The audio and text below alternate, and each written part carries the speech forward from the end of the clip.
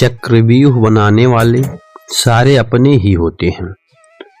ये बात कल भी थी और आज भी नहीं बदली है। और ये भी पक्का है कि फंस भी वही लोग जाते हैं। श्री कृष्ण जी कहते हैं कि मैं किसी के तकदीर का निर्माण नहीं करता और ना ही किसी के कर्मों के फल देता हूँ।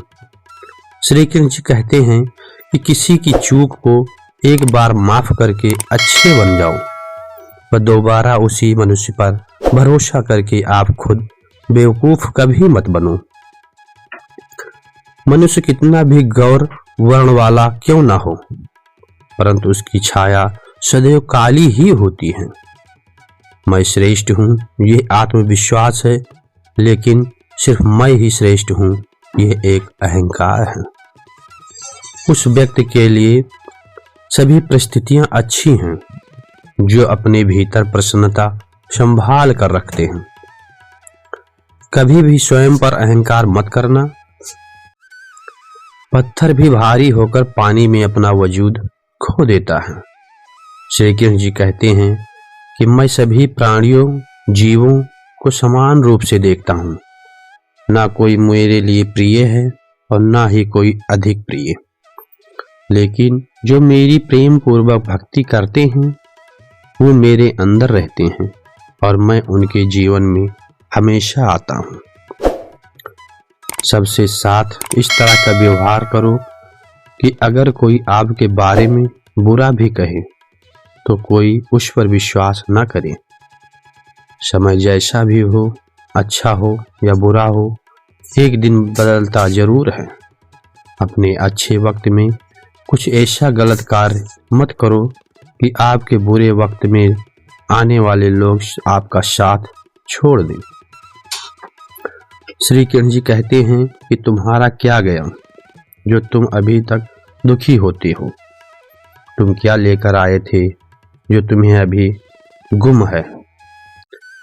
तुमने क्या निर्माण किया था जो अभी खत्म हो गया। ना तुम कुछ लेकर आए थे, जो ले लिया इसी संसार से लिया था, जो दे दिया यहीं पर दिया, जो लिया गया भगवान से लिया गया, जो दिया गया वह भगवान को ही दिया गया।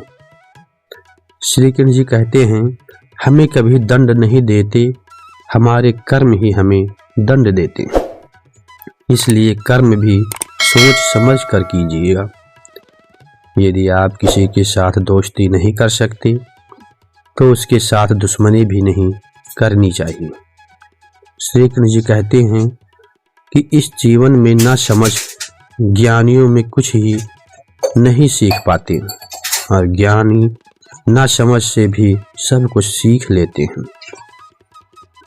श्री कृष्ण जी कहते हैं कि मनुष्य का पतन उस समय शुरू हो जाता है जब वह अपनों को गिराने की सलाह गैरों से लेने लगता है। जैसे हर कीमती वस्तु को उठाने के लिए झुकना ही पड़ता है, वैसे ही हमारी माँ और पिता का आशीर्वाद इन्हीं में से एक है। श्री कृष्ण जी कहते हैं मनुष्य को जीवन में श्रेष्ठ बनने का प्रयास करना चाहिए, लेकिन जीवन में सदैव उत्तम ही रहना चाहिए।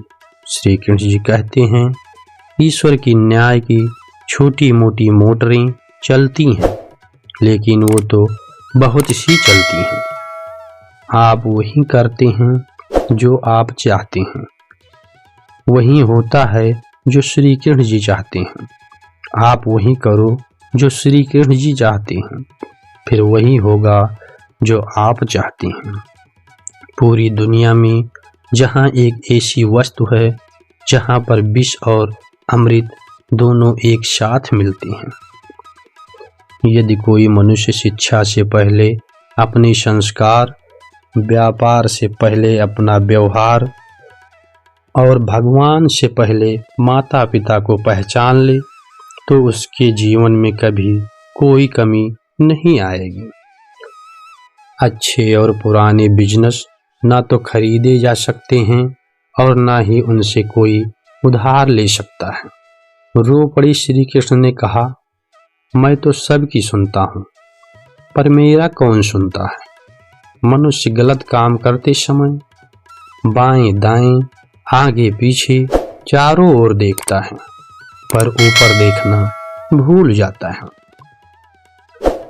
जो मानव विजय और पराजय भावना से गठित होता है, वो दूसरों की विजय में भी आनंद का अनुभव सुनिश्चित करता है। श्री कृष्ण जी कहते हैं, कितनी भी कोशिश करो, सैटेलाइट से वो कभी नहीं बन पाते, और प्रेम से बने रिश्ते को कितनी भी कोशिश करो, वो नहीं टूटते। श्री कृष्ण जी कहते हैं कि किसी व्यक्ति के जन्म के लिए जन्म लेना उतना ही आवश्यक है, लेकिन मृत्यु होने पर कभी शोक नहीं करना चाहिए। श्री कृष्ण जी कहते हैं कि हमें कभी उस इंसान पर भरोसा नहीं करना चाहिए जो चुभने के साथ अपना स्वभाव बदल देता है। श्री कृष्ण जी कहते हैं, हर किसी के अंदर अपनी ताकत और अपनी कमजोरी होती है। पानी में रहने वाली मछली जंगल में कभी दौड़ नहीं सकती, और जंगल का राजा शेर कभी पानी में राजा नहीं बन सकता। इसलिए अहमियत सभी को देनी चाहिए। सब कष्ट और पीड़ा दूर होने के बाद मन प्रसन्न होगा, ये हमारा संदेह है। असल में हकीकत ये है कि हम मन प्रसन्न रखें तो सब कष्ट और पीड़ा दूर हो जाएगी। विश्वास अगर खुद पर रखो तो ताकत बन जाएगी, और दूसरों पर रखो तो वह आपकी कमजोरी बन जाएगी। आप कब सही थे इसे कोई याद नहीं रखता, लेकिन आप कब गलत थे इसे सब लोग याद रखते हैं। राधा ने श्री कृष्ण से पूछा, प्रेम का असली मतलब क्या होता है? श्री कृष्ण ने हंसकर कहा, जहाँ मतलब होता है यानी स्वार्थ होता है, वहाँ प्रेम ही नहीं होता है। हद से ज्यादा सीधे सीधे स्वभाव वाला व्यक्ति होना भी ठीक नहीं, क्योंकि वन में सबसे पहले सीधे पेड़ों को ही काटा जाता है। अहंकार से 3 प्रकार की हानि होती है, धन, सुख, शांति और वंश। काम न आए तो कौरव, रावण और कंस को देख लो। श्री कृष्ण जी कहते हैं कि मेरे भी कई जन्म हो चुके हैं और आपके भी कई जन्म हो चुके हैं। ना तो ये मेरी आखिरी जन्म है और ना ही आपका यह आखिरी जन्म है। दोस्तों, मैं आशा करता हूँ कि ये श्री कृष्ण की बातें आपको पसंद आई होंगी। तो इस वीडियो को लाइक, शेयर और कमेंट बॉक्स में जय श्री कृष्णा जरूर लिखें। जय श्री कृष्णा दोस्त।